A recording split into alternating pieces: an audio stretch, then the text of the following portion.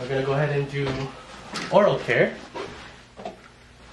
So I already did my opening. I have my chuck on the table, gloves, towel for the bib, emesis basin with toothbrush, toothpaste, and cup filled with water.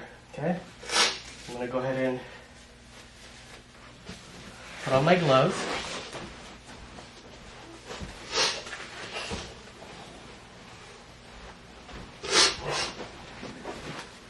And since the bed doesn't work, I should be raising the head up to 75 to 90 degrees, but the bed doesn't work, so I'm going to go ahead and prop her up with pillows.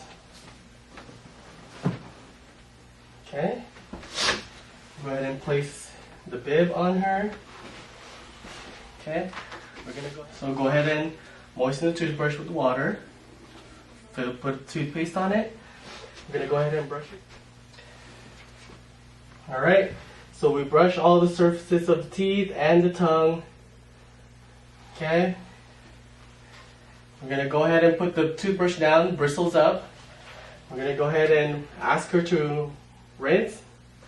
Place the basin against her chin. Okay, would you like to rinse again, Ms. Smith? Here you go. Okay, have them spit it out.